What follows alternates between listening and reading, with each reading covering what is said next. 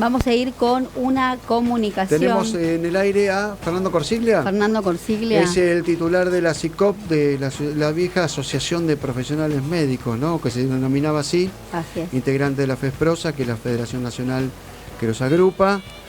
Doctor Fernando o Fernando, María Fernanda Arias y Martín López Latra te saludan. ¿Cómo andás? Hola, buenas tardes, ¿cómo les va? ¿Qué tal? ¿Cómo le va? Bueno, doctor? recién hablábamos con un colega gremial tuyo, con Oscar Colo de Isasi, para describir un poquito el escenario social de conflicto, que muchos van a decir, bueno, es una tormenta social, otros dirán, no, es el primer paso para una reivindicación. ¿Cómo lo describirías?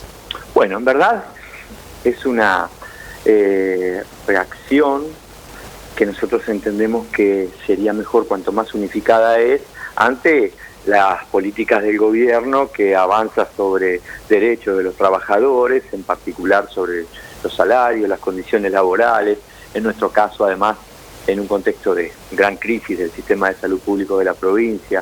Son las situaciones que nos llevan a que en el día de hoy, por ejemplo, tengamos una medida de fuerza conjunta de unas cuantas organizaciones, que por ejemplo, además, esa medida sea extensiva a todo el país en el caso de la salud.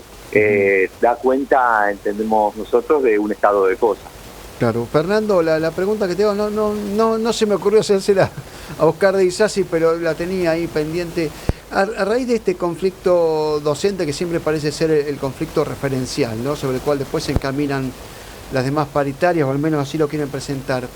El esbozo de acuerdo incluía que, bueno, fuera el 18%, no se habla más de 18, se habla más de números, hablemos de la inflación 2017.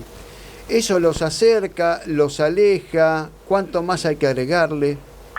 Yo creo que esa propuesta tiene algunos problemas. Uno de ellos es desatender lo que ha sucedido en el año 2016, donde no solo nosotros, también los docentes y los estatales hemos tenido aumentos por debajo de la pauta inflacionaria de ese año. Luego podemos discutir acerca de si la inflación estuvo en 40, 42 o 44, pero de ninguna manera estuvo en 34,6, que es el cierre con los docentes, que es el intento de cierre con nosotros, y un poquito más el cierre de los estatales. En ese sentido, me parece que hay un primer problema, que es lo que queda pendiente del 2016. En nuestro caso, la paritaria 2016 no ha cerrado del todo, tiene el último trimestre pendiente.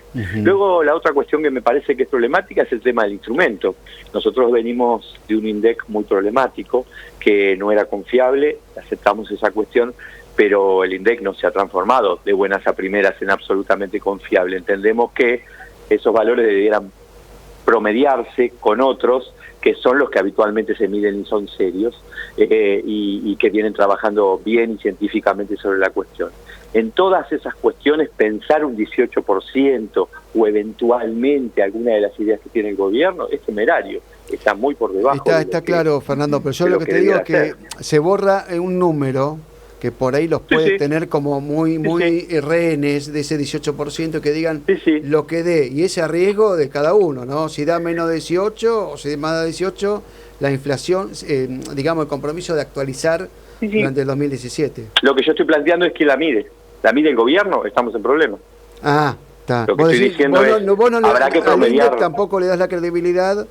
No, claro, está bien. Por supuesto que no confiaba en el INDEC anterior, pero déjeme desconfiar un poco del INDEC actual. No, está claro.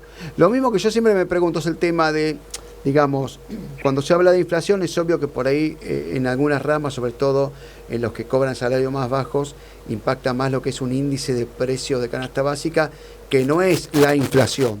Justamente la inflación es un promedio con demás rubros y servicios. Claro. En algún momento van a tener que consensuar eso, ¿no? Sí.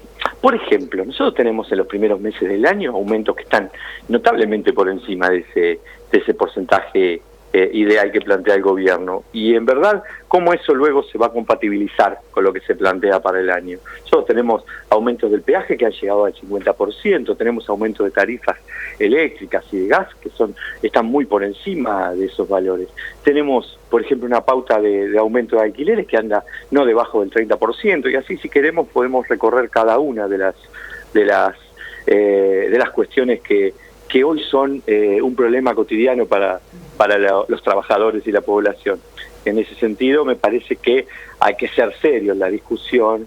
Y la otra cuestión es la decisión política de a dónde se ponen los recursos. Nosotros decimos que en salud no se han puesto y no hay decisión de ponerlo porque el presupuesto está más bajo que el año anterior y porque se desatiende la situación de los trabajadores. Ujú. ¿Sabe qué? Hablábamos de la falta de jerarquización hace un rato, precisamente con el Colo hablábamos de ese tema. ¿Y ustedes cómo están en salud, que obviamente hace tiempo que vienen desfasados, pero a esto si se le añade la inseguridad que están viviendo en los distintos hospitales? ¿Cómo compatibilizan y cómo resuelven estos temas? Sí, es parte de los problemas, es parte de las cuestiones que hay que resolver. Buena parte de los episodios de violencia que se producen tienen relación con la falta de respuesta del sistema de salud, la falta de personal, la falta de insumos, la muy mala situación edilicia. Son todas cuestiones que contribuyen fuertemente a la aparición de los episodios de violencia. Por supuesto, además, no estamos exentos de la violencia existente en la sociedad y ahí tenemos los conflictos que se resuelven violentamente y que muchas veces repercuten en el sistema de atención de salud.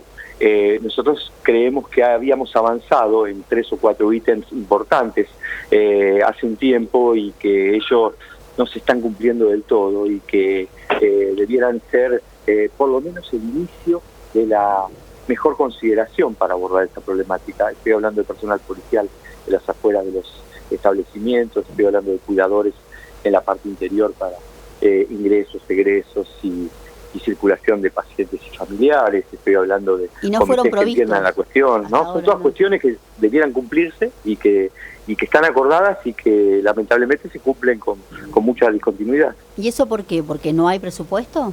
En verdad, porque no hay una política que finalmente se ponga a considerar esto como lo que hay que hacer. Nosotros no decimos que resolvemos toda la cuestión de violencia, pero resolvemos un montón, sobre todo el último ítem que no llegué a decir, que tiene que ver con la dotación de personal suficiente. Gran parte de los problemas de violencia se producen porque en lugar de encontrar el personal que le responda adecuadamente a un paciente o a un familiar, lo que encuentra es una puerta cerrada o una demora de 3 horas. Cuando sucede eso, es muy probable que estemos más cerca del episodio de violencia. Fernando, ¿cómo está la relación entre médicos en planta permanente y residentes? ¿Cómo se puede describir eso? A ver, nosotros por suerte habíamos avanzado bastante en los últimos años en lo que es la incorporación de personal precario y habíamos llegado a un número bastante reducido. Es cierto que en la última etapa del gobierno anterior y en la primera de se ha agrandado un poco ese número y eso ameritó que nosotros acordáramos con el gobierno actual en la paritaria del año pasado un acuerdo de ingreso o pase a planta permanente de personal becario, que en el caso de los profesionales de la salud y en la provincia de Buenos Aires son unos 1.500. Nosotros habíamos acordado un cronograma, los primeros 300 debían ingresar en el mes de diciembre de 2016 y ello no se ha producido y es una de las cuestiones que le estamos reclamando como parte de las cuestiones pendientes de resolución o de ejecución, porque en realidad eso está resuelto. Con respecto al tema residentes, lo que hemos acordado y no se termina de cumplir es discutir las condiciones laborales de los residentes en paritarias. Allí tenemos que abordar las características de su trabajo, las características de su formación de posgrado, cómo se insertan ellos en el sistema de salud, cuáles son sus salarios y al mismo tiempo cómo se prevé el egreso para permitir el ingreso al sistema de salud. En realidad son todas cuestiones que están pendientes, que no se resuelven. Aparecen algunos programas que son absolutamente desligados de la realidad. Ahí hay un programa del Ministerio de Salud que se llama Quiero ser residente, que en realidad no resuelve el problema de fondo, que es salario y condiciones laborales. Claro. Por eso no tiene éxito en sí, más allá de lo que enarbole la ministra. Son todas las cuestiones que hacen hoy a la cuestión recursos humanos dentro del sistema. Seguro. Bueno, le agradecemos este contacto, estamos ya cerrando el programa, así que esperemos que pronto haya buenas noticias y se resuelvan estos conflictos que vienen de larga data, ¿no? Bueno, muchas gracias a ustedes y esperemos que así sea también. Perfecto. Adiós.